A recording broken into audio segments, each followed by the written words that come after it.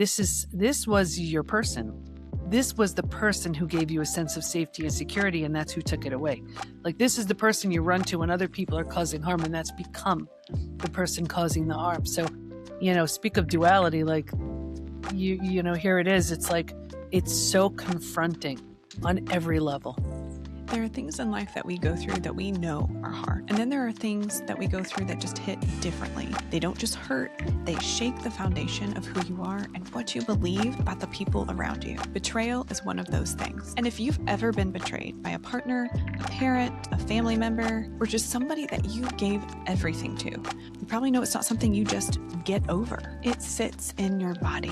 It changes how you see yourself, and it changes how you trust. Welcome to It's Both. I'm Nikki P, a therapist turned storyteller, and today I am talking to Dr. Debi Silber. She went back to school at 50 in the middle of her own betrayal to figure out why it hit so differently than any other kind of pain. What she found became groundbreaking research and a whole movement, and it was such a validating conversation. We talk about her own story, what post-betrayal syndrome actually looks like in your everyday life, and the 5 stages of healing from betrayal. There's also something that she said that I haven't been able to stop thinking about. The people that heal the fastest aren't the ones who hurt the least. They're the ones who were the most willing. And with that, let's jump in. So you went back to school at 50, kind of in the midst of your own, I don't want to say crisis, but crisis. Oh, yeah. I mean, talk to me about that period and how you came to that decision. I would usually go to books or courses or mentors to help me heal from something. And I couldn't find anything.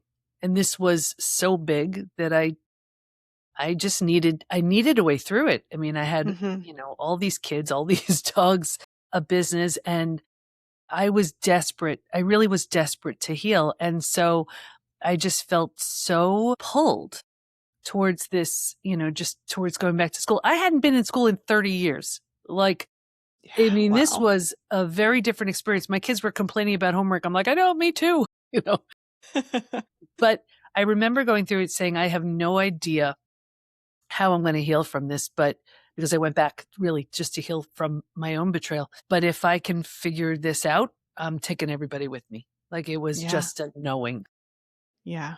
I can't imagine, because I have a love-hate relationship with school, and I'm like, I love what I have learned, obviously, from school, but I also go, I don't think I would ever want to go back. It's kind of like, I think of it like having my babies. I love them so much, but I'm done. I'm not going back. Right. But yeah, gosh, so many things happening in that time period for you. So talk to me about that betrayal. I know that's your work, right? So talk to me about the betrayals that led you to that decision. Yeah. So the first one was from my family. And then I thought I did everything I needed to do to heal from that. And then it happened a few years later. This time it was my husband. So that was the deal breaker. Got him out of the house and looked at the 2 experiences thinking, well, what's similar to these 2? Of course, me, but what else? And realized that, boundaries were never in place. I never took my own needs seriously. And I'm really one of those people that believes if nothing changes, nothing changes. And it was the shock of something that big that really made me realize I need to do something different for the sake of my kids, for my sake, and just so I could be there, just be better for everyone. And it's such a betrayal is such a shock to the body, to the mind, to the heart. This was your person. This was the person who gave you a sense of safety and security, and that's who took it away. Like, this is the person you run to when other people are causing harm, and that's become the person causing the harm. So, speak of duality, like, here it is. It's like, it's so confronting on every level. Oh my gosh. Yeah. And with your family, I mean, with each of these instances, but like first with your family, was it something that kind of, I think of it in 2 ways, like hit you in the face, or something that you slowly unraveled and kind of realized, oh, that was a betrayal? Yeah, it was an accumulation of betrayals my entire life. And I remember, starting so young, like I remember, when something is so significant that you remember like where you are when it happened. Mm-hmm. And I'll never forget the moment that it came to me and I said, what if it's not me? Because it was always, my Mm-hmm. fault. Everything was my Yeah. responsibility, my fault. I was blamed for things. And that rocks me to my core. I was like, where'd that come from? And I don't know what about that made sense, but I said, just keep thinking that. I mean, I was a little kid. And then that turned into, I don't think it's me. Again, freaked me out. Like I had never even gone there in my thoughts. And then that I said, just keep thinking that. And that turned into, I think it's them. And again, it's like I kept watering that seed and it turned into it's them. And there was something really freeing about that because although the betrayals didn't stop, at least I could get myself to a different place because I knew I'm not bad, wrong. No, I was coming at it from a different space now. Yeah. How do you even get to that as a child? Like, did you have somebody in your life that was helping to water that and grow that? Or was that just you? That's just you. Yeah, and that's what it was. I think really the process was, which is so weird. And because people ask me that all the time and I don't know myself how I did that. But my process was, I had friends and I was like, and I really thought, I was like, well, my friends think I'm okay, you know, and people like me and they say I'm nice. Like it was really this questioning, but it was this constant questioning, like fighting with everything I had been told. And I was just like, who do you let win? Yeah. And Yeah. I just kept, the only thing that I just kept saying was, I don't know where this is coming from or what it is, but just keep thinking this. That was it. Can I ask you a question? You know that feeling when you're fine on the outside, but completely undone on the inside? Where you can't explain what's wrong because technically nothing's wrong. You're just exhausted, a little lost, and really tired of pretending that you're not. I built something for that exact feeling. It's called the Messy Middle Workbook. It's got 5 sections, real prompts, and a guided meditation after each section. I made it for myself when I was in the mess of it because I needed something to hold on to, something to help me feel seen, and something to help me feel like I wasn't losing my mind. If that resonates, the link is below in the show notes. Okay, let's get back to the episode. And it just makes me think of like how I think we lose this a lot as adults, but that inner trust and that self-trust and that intuition that I believe, are born with, and you almost get trained and taught over the years to self-abandon and to ignore what your gut, your soul, whatever language you want to use there, like yourself is telling you. And then here you are as a child going, like something that is happening externally is not matching up with what I know to be true on the inside. And that's just such a powerful example of that. And I'm wondering how, as you started to have the language for that, or like the awareness of that, how did you then move through relationship with your family that continued, in your words, to keep betraying you? Like, was it boundaries? Like, how did you navigate that?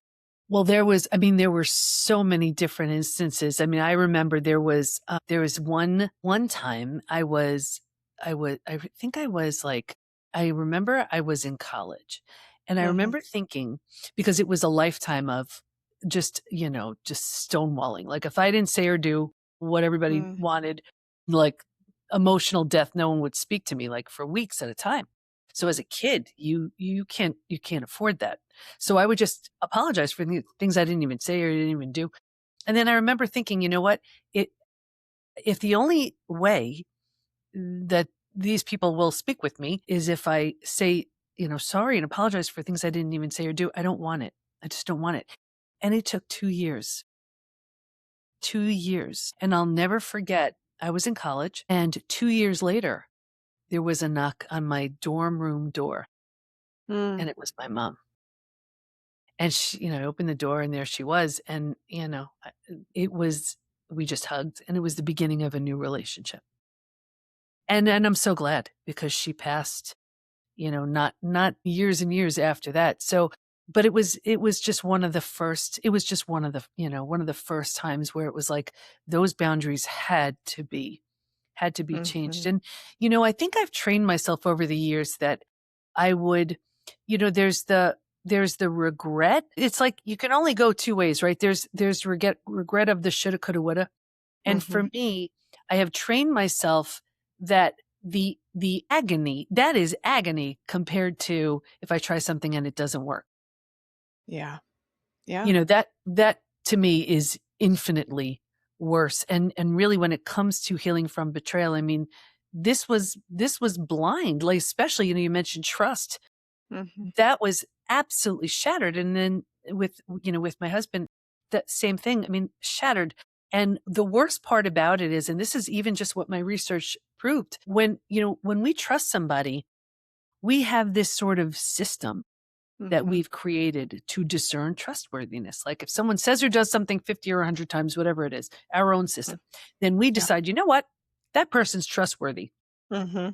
And then when they shatter that trust, as terrifying as that is, what's worse is we look at it and we say, uh-oh, my system I've created to discern trust is fundamentally flawed.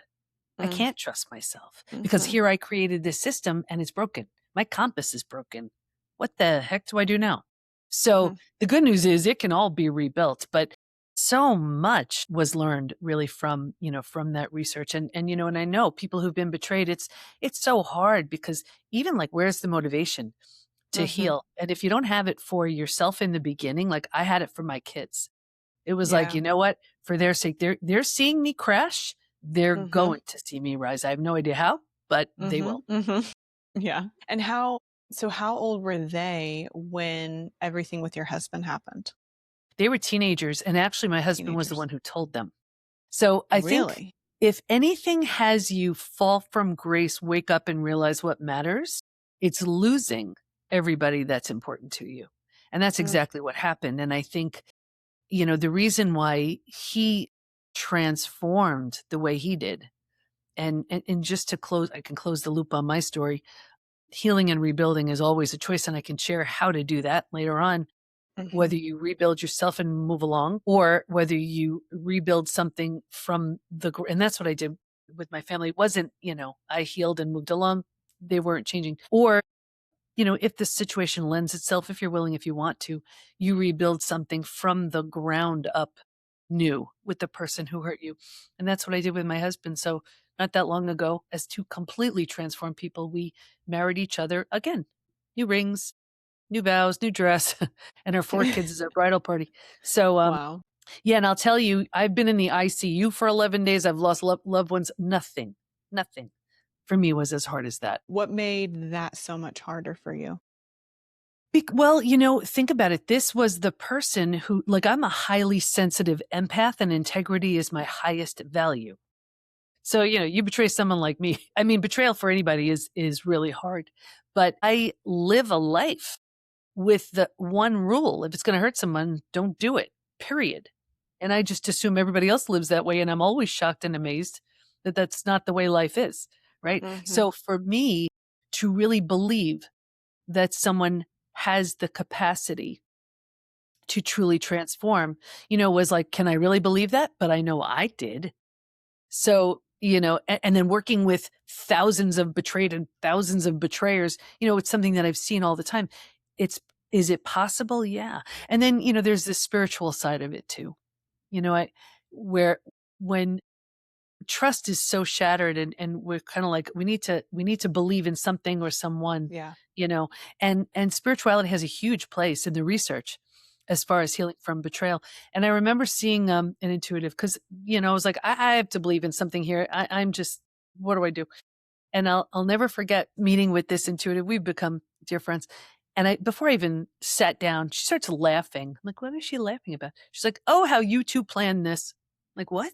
She goes, yeah, he needed something so catastrophic to crash and burn and become the Mm. husband, father, friend he's supposed to be. And you needed something so big so you can heal and come from this deep place of knowing Mm. you're going to have this big institute and all these books and this whole following around betrayal. And I'm like, you're crazy. Little So did you know. little did I know. Little did I know. And that was something that, yeah, that was like, what if she's right? What if I went through something for me like I said, I'm not minimizing for anybody, it's huge, but something where integrity is so important to me and I'm so sensitive and something this gigantic. Like, how do you not do something big? Especially when I did the study and 3 discoveries were made. I'm like, how do you keep that to yourself? What if all of this was for a really big reason? Wow. So before we talk about your research and Mhm. how what you're doing with others, so just talk to me a little bit about like the journey of like what happened with your husband and then how did you all what was that journey moving through that to where you are now? Because I would imagine so many thoughts and feelings and experiences all at the same time during that whole period. Exactly, and that's the way it works with betrayal. You're not just moving through one Yeah. physical, Yeah. mental, or emotional symptom. You're moving through all of them all at the same time. I mean, Yeah. there are so many things just being thrown at you constantly. Well, the first thing I did that I had this space. I made the space so that I could think straight and just be there for the kids and my clients and my 6 dogs at the time. So that was really, really important. And I remember sitting down. Of course, any parent, you no matter how many kids you have, they're all so different, right? So I sat down with each of my 4 kids. I have 2 boys, 2 girls. They couldn't be more different. My boys couldn't be more different than one another. My girls couldn't be more different than one another. So I sat them down in the way that really, would be the kind of conversation that they needed. And what was so beautiful was in their own ways, it was like team mom. It was like, you know what? Mm, Whatever you need, we're good, you know. And I just wanted them to know that I clearly I'm not at my best, but none of this had anything ever, not anything has anything to do with them. And I think that was really important. And each one kind of it was good because it gave me this space to say, okay, now I'm here for them as best I can be, and here for for my healing, and we'll figure it out. But it was so interesting because really within days, they were still seeing, their dad, and they're like, he's getting it's so weird because he's such an mhm, extreme personality. So as much as he went one way, like within days, he's training to be, a hospice worker, and he's in the city handing out things to the homeless, and it's listening to Wayne Dyer DVDs. It's like, who is this? But it was an extreme change for him as mm, well. And they were like, I don't know what's going on. He's so different. He's so different. And I was like, that's nice and all, but this is about mhm. me and healing Yeah. and the kids. And that was it. Yeah. Yeah. And then, so when in that time, like you said, you ended up in the ICU and you were in the Hmm. ICU for 11 days. Yeah. When, how did that come into play? Yeah. Well, that was a different time I was in the ICU, actually. That I had Okay. peritonitis, which is yeah, I mean, it's a miracle I'm alive. That was Wow. after, yeah, the birth of my second, having nothing to do with my second, but something I must have picked up in the hospital. And, they said my age and my condition saved my life. It wasn't. I was not leaving those 2 babies behind. Like Mm, that mhm, was a whole different thing. But I remember saying, being in the hospital after the betrayal, I remember saying, my heart hurts because it mm, did. I mean, it's a yeah. physical ache. And I Yeah. kept saying it. And then, I realized, oh my gosh, my heart really does physically hurt. It wasn't just emotionally, like physically it was hurting. And I remember hearing about how, women have heart disease and it's not the same symptoms that men have. And I was like, oh, I really better pay attention to this. Yeah. And I remember going to a yoga class at the time, and the instructor was talking, the like little life lesson at the end of class. And I think I wrote about this in Trust Again. And she was saying how, when you're young, you're proud of your scars. You're like, oh, look at me, showing what the war Mhm, wounds, what you've mhm. been through. And when Yeah. you're older, you kind of hide them. So I remember thinking to myself, okay, you know what? My heart physically hurting. I'm going to imagine it's because it's healing. That pain Mhm. I'm feeling, it's healing. And so I was going along with that. And then it kept getting worse and worse and worse. And then there was one day I was on a call with a client and in my office, and I blacked out, and my daughter just took me to the hospital. And here I was. It was actually, and I didn't know. I thought I was having a heart attack. I didn't know what was happening. And it was a panic attack. And I remember saying, you know what? I can't do this. This will kill me. I have to get it together. Yeah. And what did what did that coming out of that experience look like? Like when you said, I have to get it together, what did you start to do? Oh, that's I don't remember the exact timeline, but I remember how soon after, I believe right after that, I mean, I enrolled in this PhD program. I was all in. Wow. I mean, within months of my betrayal. What was even crazier to me, I don't even know how I pulled this one off, but I did 2 TEDx talks. The first one was 6 weeks after my betrayal. No. Yeah, I can't even, so I have a hard time watching because I'm sort of alluding to You it, but I'm know, not really talking about yeah. it. But I know what I was going Oof. through there. It's the one, "Stop sabotaging yourself." But the other one, "Do you have post-betrayal syndrome?" That's when I was talking about it. But yeah, I dove in headfirst to Wow. this study. Yeah, and I was like, "Okay, you know what? I can't be the only one experiencing this kind of pain. Like, I've been through disease, I've been through death of Mhm. loved ones. Like, this is a different thing, and I need to Mhm. study it. I need some answers, and whatever I find, I'm gonna share it." Like, Yeah. it was just a knowing. And how talk to me about what that feeling was, because I know you also talk about how betrayal is like it's a different form of trauma. So talk to me about what that felt like, not only in your body and your soul, but then how did you start to move through what the research is now? Yeah. Well, that was actually the first discovery. You know, I had, like I said, I'd been through other traumas. Yeah.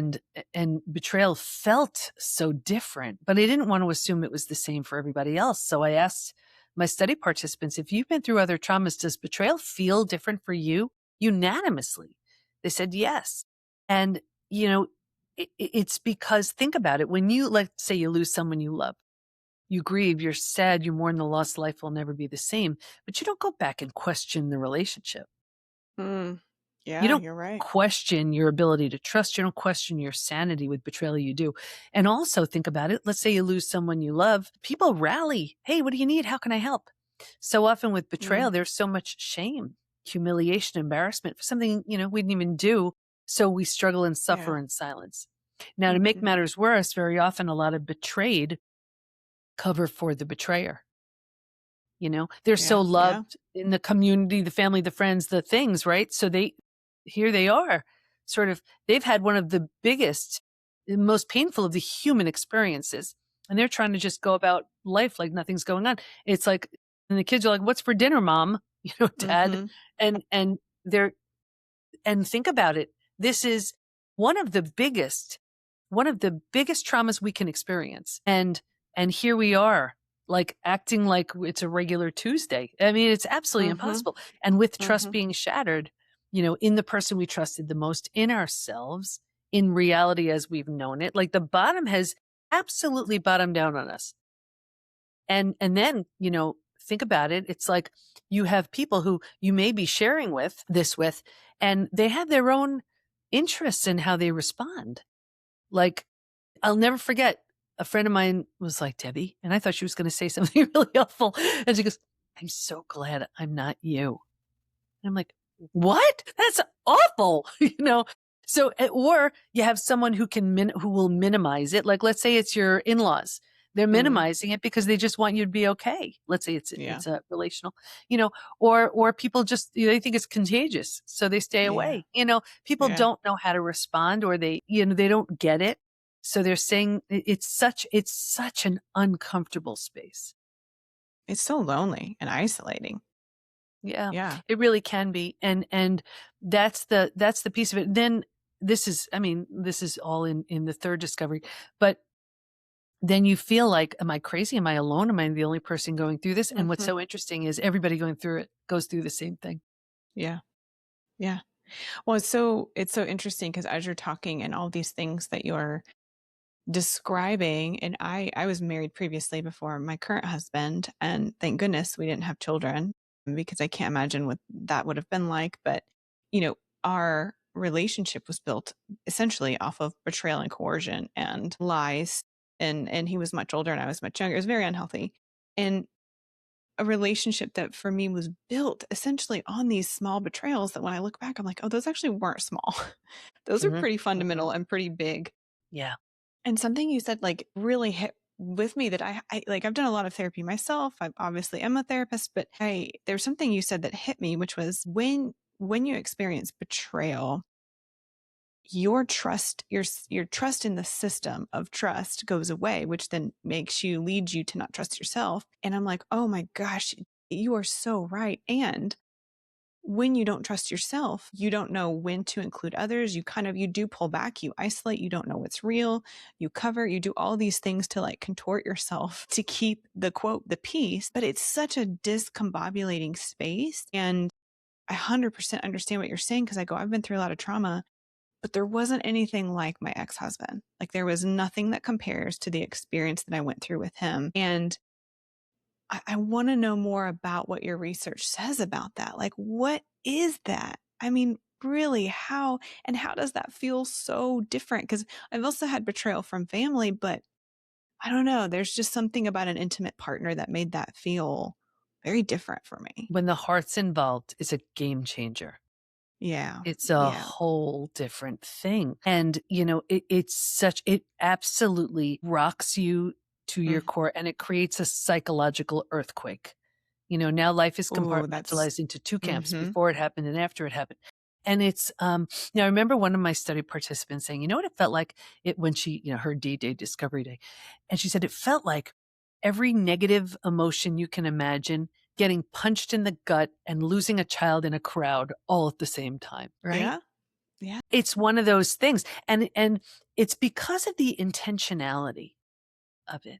That's the Yes. part that makes it so hard to understand, because think about it, like when there's a natural disaster, or when someone dies, these things happen. But this is when the person closest to you broke the unspoken rules of that And they chose relationship. it. They chose it. That's why when people are like, "Oh, it's a mistake." No, it's not. It's a Mm-mm. decision. Yeah. Yeah. It's a choice. Like, let's be really clear. And the more clear we are, the better it is for both. Because for the betrayer, when when they're enabled, they're not crashing and burning. But when they do, they have an opportunity to truly wake up and become someone they're proud of. And as I said, I've worked with so many betrayers, and betrayal will show you who someone truly is. It also has the opportunity to wake them up to who they temporarily became. Not that you need to do anything with that. There's tremendous opportunity, though, Mm-hmm. it's there, if you want, Yeah. if you Yeah. want to do something with that. Well, and you talk about betrayal. I think most people probably instantly think infidelity. Hmm. Not that that's not betrayal. It obviously is. Hmm. But like, thinking about family members or friends, like, I have two questions here. One, what is your description for betrayal? Let me start there. Yeah, it's the breaking of the spoken or unspoken rule. That's Okay. how I describe it. But Yeah. it could be anything. It's like, for example, I just learned about a product, Mm-hmm. and we thought the product was healthy for us. And then we learn it's cancer causing. So, and I remember when I was doing my own research, reading something about that. I think it's called the love turns to hate principle. And what that is with companies, we would rather buy something we know is bad for us than have that company say, "Oh, it's in your best interest. This is good. This is healthy," and find out that it's not. We do not like being duped. Yeah. Yeah. Yeah. We don't mind deliberately, if that's our Smoking. choice. We know we're smoking and Right. slowly killing Drinking, ourselves. Yeah. smoking, whatever it is, we're Yep. Yeah. choosing it, right? If that's Yeah. our choice, we're choosing it. But if someone says something is one thing and then we learn it's something else, woo, we get angry. We do not like that. We don't like being duped. Yeah. Yeah. Rightly so. Yeah. No, that's fair. So then I'm also curious, in your research, do you find a difference in the types of betrayal? So, for example, infidelity versus maybe a parental betrayal or a friendship betrayal. Are there any similarities or things that you find different amongst the different types of betrayals? Yeah, it's interesting because when I originally was doing my research, I was studying the betrayal of a family member, partner, and friend. And I actually had to drop the friend part, because while they will infuriate us, make us crazy, all of these things, Mm-hmm. nothing breaks us. We're never broken, bent. You know what I mean? Like the betrayal of a family member or a partner. And the Mm. way it works is the more we trust and the more we depend on the person, the deeper the betrayal. So, like, let's say a child who's totally dependent on their parent, for example, that's going to Yeah. have a different level of impact than, let's say, your coworker taking credit for your idea, your friend Yeah. telling your Yeah. secret. Still betrayals, different level of cleanup left in the wake. Mm. Hmm. Yes. Yeah, I was curious because as I was thinking about my own experience with family versus, a partner, I think with Mhm. family, was in a different way, obviously equally awful, but there was something about a partner too. And I'm trying to articulate it, but I'm like, they, j- your family has you, right? Mhm. Like you don't really have a choice in your family. You, Mhm. you just are. But there's something with a partner where I'm like, you didn't have to get into this. You know what I mean? Like to the partner, or I guess to either one of the parties, I go, you didn't have to get into this. And if you knew or were unhappy, like get out. Don't have to betray somebody, get out. Like, so I think that's what's hard. Whereas like a family, again, equally in a different way hard, but you don't really get out of it. And a partner, I think for me at least, it was like, you could just leave. Like you don't have Yeah. to go through this whole thing. Yeah. So you It's chose also to that do it and to hurt me. right. Yeah. It's also that level of vulnerability. It's Yeah. so Yeah. hard to open ourselves up like that and then to be betrayed. Now, the biggest mistake that so many people make is that they close themselves off. I think, we're about to publish the biggest report on betrayal ever. And, the numbers have changed since they've gotten higher. I used to say that 6 out of our 100,000 people who've taken our post-betrayal syndrome assessment to see to what extent they're struggling, I used to say 67% of them prevent themselves from forming deep relationships because they're afraid of being hurt again. It's actually a lot higher than Wow. that. It's something Wow. like 72, 73 something. So think about that. Look at the power we give that experience when we don't heal. That person did that thing, right? Whatever it was. And because of that, the majority of us prevent ourselves from deep relationships. I mean, that's just Yeah. not fair to us. That's like, let's say you love cooking and you burn yourself on the stove and you're like, that's it, never cooking again. Like, that's Hmm. not fair, you know? Yeah. And yeah, I think to your point, it gives what power you're giving that person in that experience over your future, whether you choose to continue a relationship in any form with them or not. Like that's still giving them a power over your life and your happiness and your joy And your health too. and your health. Oh my gosh. Yeah. Because there are, the second discovery was that there's this collection of symptoms, physical, mental, and emotional, so common to betrayal. It's now known as post-betrayal syndrome. And Mm, the physical symptoms we have, like, here's a story to show like how long, we think time heals all wounds, or a new relationship will heal it. No, hmm. no, healing heals it. Like there was a woman in our program and she was in her mid 80s and she had a 70 plus year digestive issue. 45% of everyone betrayed has a gut issue of some kind. Crohn's, Wow. IBS, diverticulitis, whatever, reflux, whatever. And 70 plus years she had a gut issue from a family betrayal. She was adopted. They didn't tell her, it was like one of those. So you can imagine over the course of 70 years, the protocols, the medications, the supplements, the foods, just for her to be like, I have a bad stomach. It's who I am. 2 weeks into healing the betrayal, she healed. She stopped. She healed from a 70 plus year Wow. digestive issue. That's what happens when but people assume the physical symptoms, especially, can't possibly be due to a betrayal. Yes, they are. Yes, they are. And they're not going to heal Mm. until you deliberately deal with the betrayal. So how in the research, how did you find and how do you recommend people start that process of healing? Yeah, that was the third discovery. And this for me was the most exciting. And what we learned was while we can stay stuck for years, decades, a lifetime, and most people do stay stuck, if we're going to Hmm. fully heal, we will move through 5 proven predictable stages of betrayal recovery. And what's even more exciting about that is we know what happens physically, mentally, and emotionally at every stage. And we know what we need to do in order to move from one stage to the next. Healing is entirely. So to answer your question, when someone moves through the stages, they heal. Most people are stuck in stage 3. That's where most people get stuck and stay. Okay. Quick thing. If this conversation is resonating, I need your help. Reviews are how this show grows. They're how other people who are carrying too much and feeling too alone actually find the show. So please take 1 minute and leave a review on Apple Podcasts. It's the single best way to support the show, and it would mean the world to me. Okay, now let's get back to the show. Yeah. Before, I want to ask you about the stages, but before that, you mentioned symptoms that people have. What are those other than stomach symptoms? Like, what do you have when you're in that? I can't remember what you called it. Post-betrayal Syndrome.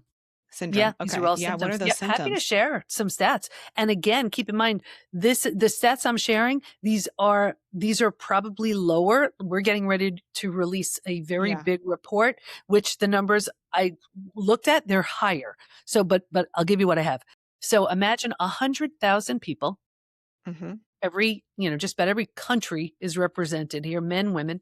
Out of all of those, as much as you're going to hear the symptoms, hear these numbers too. 78% constantly revisit their experience. 81% feel a loss of personal power. Think of the decisions you make if you have no sense of personal power. 80% are hypervigilant. 94% deal with painful triggers. I mean, those triggers, you feel like you're right back there. So the most common physical symptoms, 71% have low energy. 68% have sleep issues. 63% have extreme fatigue. You sleep all night, you wake up, you're exhausted. Your adrenals have tanked. 47% have weight changes. So in the beginning, maybe you can't hold food down. Later on, you're emotionally eating. Very, very common. Mention the digestive issues. Some of the most common mental symptoms, 78% are overwhelmed. 62% can't concentrate. I'm skipping a bunch, but so imagine that you can't concentrate. You're exhausted. Wow. Yeah. You still have to go to work. You still have to raise your kids, do whatever. That's not even emotionally. Emotionally, 88% experience extreme sadness. 83% are very angry. You're bouncing back and forth between those two all day long. 79% are stressed. Just a few more. This one killed me. 84% have an inability to trust. That one I know is higher than what I'm even reporting. Oof. Yeah. What I shared earlier about the 67% are preventing themselves from forming deep relationships. I think that's about 73 now. With the more people who've taken the assessment, we're seeing it's even higher. 82% find it hard to move forward. 90% want to move forward, but they don't know how. The most staggering thing about these stats, first of all, you didn't hear me say 20%, 30%. These numbers are super high. They're also not representative of a recent betrayal. This could be from the parent who did something awful when you were a kid. This could be from, your partner who broke your heart in high school. What's even another one that I didn't even share, and I'm really getting ready to talk about this one in the report. 10 out of 10 people say that on a scale of 0 to 10, how badly they want to heal. 10 out of 10. That's the median. That's not even like the average.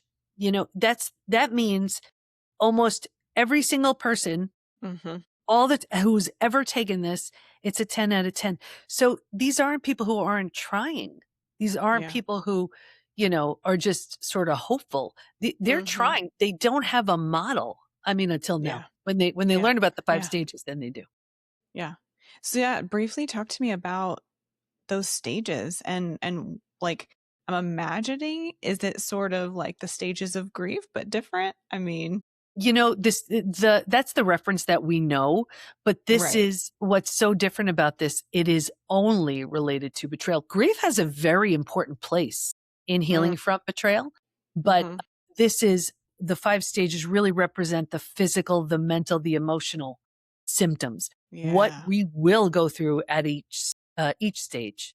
So, so the idea of it is when there's the roadmap, then it's like you take that breath, you're like, okay, here's where I am. All right. So if I do, you mean to tell me if I do this, this, and this, then I get to the next stage? Yeah. And that's the way that works. Happy to share them if you want to hear. Yeah, that'd be great. Okay. So in like this brief kind of way, here we go. So stage 1 is actually before it happens.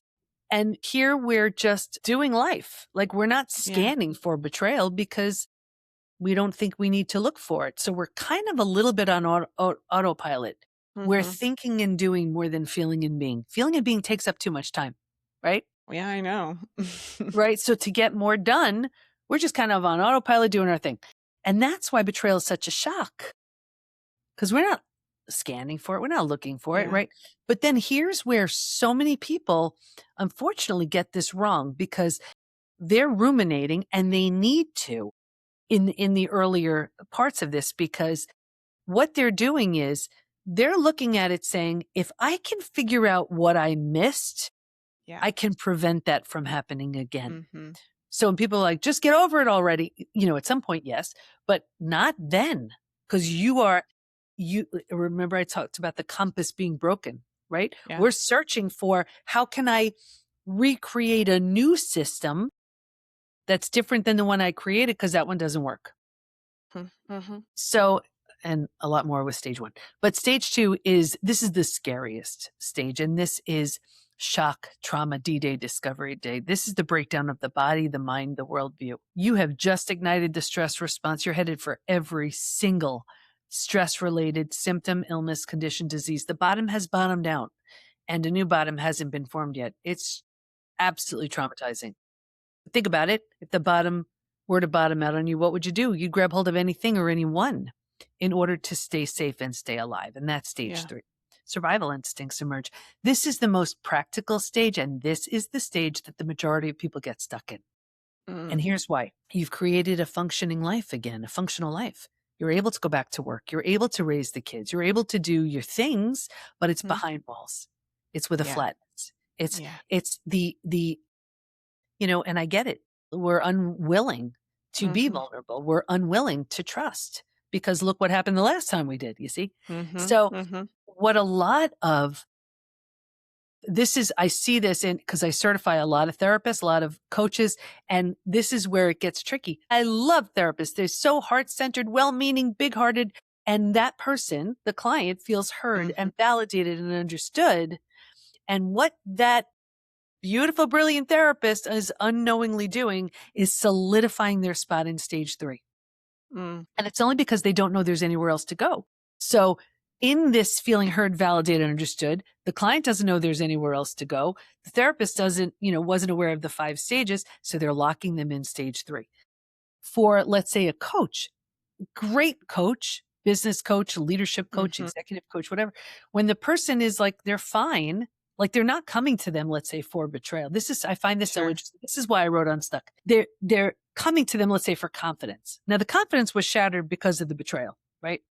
But the executive coach doesn't know that. So they're coming to them, let's say, for confidence. And they're like, the client gets to the place of, I think I'm fine. So they part ways, and meanwhile, they were only in stage 3. That coach didn't know the language of fine, meaning stage 3, and they've denied themselves the biggest opportunity of transformation if they knew the language, if they knew Yeah. how to Yeah. gently invite someone into stages 4 and 5. Anyway, there's so much to it, but in stage 3, symptoms of post-betrayal syndrome, repeat betrayals because nothing has really changed, and Mm-hmm. you're like, what the heck? This is my life now. It is in stage 3.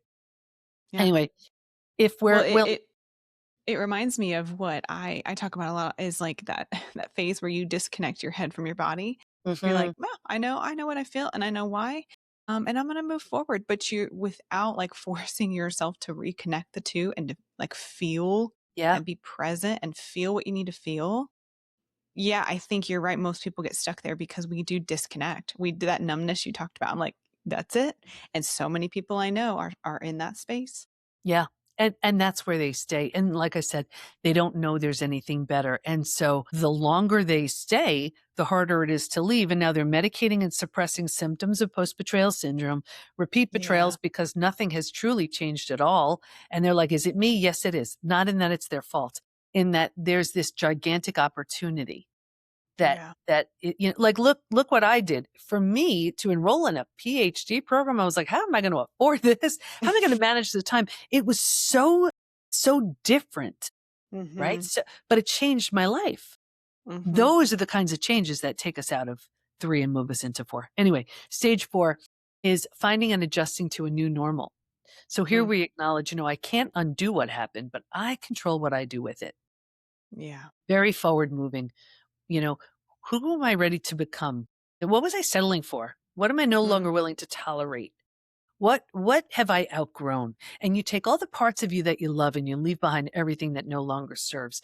I have a saying I've been saying my 34 years of business, and it's hard now, easy later. Easy now, hard later. Take your pick. It's one of those two. And stage I'm going to 4 is steal that. I'll credit you. you Okay. can just, yeah. If someone, I've gotten That's shirts such a good people have one. made about that, isn't it? It makes sense for really Mhm. apply it to just about every topic. I don't know where it doesn't apply, but stage 3 is all about easy now, hard later. Now, and I know people are Yeah. like, but wait a second, but this stinks and I'm miserable. Yeah. But until and unless you are willing to take on every single thought, belief, action, habit Mhm. you have, it's easy now because Yeah. nothing's changing. So hard later, it's still there. In stage 4, when a thought, belief, behavior comes into your head, you're like, wait a second, is this the old me? Is this worthy of coming along? Because if not, it's Yeah. not. That's hard now. Yeah. But Yeah. that's leading to a very different outcome. Anyway, when we've settled into this space, we've made it cozy, we've made it kind of mentally home, we move into the 5th most beautiful stage, and this is healing, rebirth, and a new worldview. The body is healing now. Self-love, self-care, eating well, exercise. We couldn't do that earlier. We didn't have the bandwidth. We're looking at things very differently. Here's where we see new relationships. We didn't have Mhm. access to that before. New with the Yeah. person who hurt us in a very different way, or with someone entirely new. New businesses, new passion projects. We didn't have access to that in stage 3. It's stage 5 we do. That's so beautiful. And I think to your point, it's nice to know that there is a research backed like these are the stages. Now we don't know how long each person might take within each of these stages. Is that true? Like the Willingness, time piece? Okay. willingness has more to do with it than time. That's That's good. the That biggest makes sense. differentiator. Yeah. And it's because if with that I thought, and you're not supposed to really do your own thinking with research. You're supposed to just count, I, Yeah. I was new at this, but I assumed that the people who were the hardest hit would take the longest because they had the most to overcome. That had nothing to do with it. Really? Nothing to do with it. Yeah. Willingness was so much more effective that time. Wow. I guess it makes sense, but I would have had that same assumption too. Right? And Yeah. there Yeah. were 3 groups who did not heal. This was the group that was numbing, avoiding, distracting. They ran to the doctor who put them on a mood stabilizer, anti-anxiety medication, whatever. May have made the day a bit easier to get through. Not without a price, they didn't heal. The second group, this was the group, they had their story, they were sticking with it. They refused to let go of that story and all it gave them. They didn't heal. Mm, The third group, yeah. this was the group where the betrayer had very little consequence, whether it was out Hmm. of financial fear, religious reasons, that was a big one, not wanting Yeah. to break up a family, Mm, whatever it was, they tried to look the other way. I saw 2 things with this group. Number 1, a further deterioration of the relationship, and 2, this group was the most physically sick. mm. Wow. Interesting. Cause I'm thinking betrayal is, as we talked about earlier, it's so layered and it's so complex. And there's so many feelings and thoughts and experiences that are happening within you at the same time. And many of which I would imagine, like, especially when you go through a betrayal, you're feeling hurt, you're feeling grief, you're feeling sadness, you're feeling betrayal, you're feeling, and you also probably still love that person. That's why you're feeling betrayal. You can't really feel betrayal without the feeling of love towards the person that is betraying you, trust towards this person. And oh my God, that's so layered. And that's so hard to untangle because you probably do have love and potentially compassion, even though you also have anger and hurt all mixed in. Mhm. Yeah, that's why I founded National Forgiveness Day. Like, I founded a day. It's September 1st, by the way. And it's That's because awesome. this is so hard, and we're Mm, so hard on ourselves. Forgiveness has nothing to do with the other person, by the way. yeah. This is Yeah. because of how hard we are on ourselves. Hmm. Were we thinking this has anything to do with us? Forgive yourself for that, because it doesn't. Were we not giving ourselves the space and the grace we need to move through something this complex? You got to forgive yourself for that. And for the Yeah. betrayer, once you've done everything humanly possible to right the wrong and Hmm. pay this forward in whatever way you can, once you've done that, you could forgive yourself too. Not before Yeah. that, though. Yeah. Yeah. Don't skip that step. Yep. So, what is one thing that you are still holding that tension and that duality with in your own life? You know, it's such a beautiful thing. I think that's what life is. It Mm. really is all of it. It's not Hmm. one or the other. Like I'm looking at it. We just I had my first grandson two weeks ago. Oh, You know, and so congrats. it's so incredible. First of all, like my son had a son at the same hospital I had him, which is just mind blowing to me. you know and so here we can have such grief and loss and pain and heartache and heartbreak. And then I can stare at this beautiful, Hmm. precious new being with such love. Yeah. And I think that's what makes us all so beautifully human. It's having a range of so Mm. many emotions. And there's such a downside to being a highly sensitive empath, and anybody who is, I hear you, I feel you. But the side, we Mm. get the joy. We're hearing what isn't being said. We're seeing what isn't, what people aren't showing. And we get to experience these emotions, the good, the bad, the Yeah. all of it. And it's all beautiful. Yeah, I think you're so right. I have two questions. One is my ending segment that's totally unrelated. But before that, I just want to know if there was one kind next step that you might say to anybody listening, what would that be? No, for sure. It's even though it happened to you, it's not about you. Say that a million times if you need to, because it's true. You have healing to Yeah. do. You don't need to be dealing with you thinking you need to be more anything. Mm. No, no, no, no, no. You have a lot of t-shirt ideas. Maybe I need to open Just, up a shop as my I think, I a think t-shirt so. store. You've got at least three that I can remember. I'm like, yeah, those are gold. That's so good. Hats and hoodies coming. Yes, I'd buy one. Well, no, that's great. And my final question for you, I ask everybody, can be completely unrelated to everything we've talked about today. But is there something that you do that is completely ridiculous, but to somebody else might be relatable? So it could be a weird quirk, could be an irrational fear, something that, friends, family make fun of you for. Yeah. Well, I've always had a lot of dogs because I just love the dopamine rush, and they're just amazing Hmm. creatures. So we had 6 dogs at one point, and we still have multiple. That's one thing, but it's probably, and this is gonna be helpful for everybody. After my betrayal, I decided I am no longer willing to be hard on myself. I'm just not doing it. So, like, for example, I get lost wherever I go. I just do. So I leave extra time. And I used to be so harsh and critical of myself and everything. And then I was like, you know what? I wouldn't speak to a soul the way I speak to myself. I'm just not doing that anymore. That's part of the stage 4 kind of thing. So now when I do the same things I've always done, they're simply adorable. And everyone in my family has to go along with it too. Like, mom did another one of those adorable things. Yeah. So people may think that's weird, but I like being adorable versus all Yeah, the names that's I used to call amazing. myself. That's amazing. And do you know, like, not only is that fun and funny but also really impactful. And I'm like, do you notice that other people stop being as harsh on you when you aren't on yourself? Like you set Mhm. the tone and now they also think that? Like, is it contagious? Yeah. And it's, if I tell you how many of these adorable things I do, and they're probably not going to stop. Like, I just did one the other day. We live this bi-coastal life in New York and California. Every couple of weeks, I'm on one of the other coasts. And my husband's like, oh, you know what? We need jelly. And by accident, I ordered 24 of them. Like, wasn't that adorable? I didn't realize. And I was like, wow, jelly got expensive. Well, that's why. Yeah, 24 jellies is pricey. That's so funny.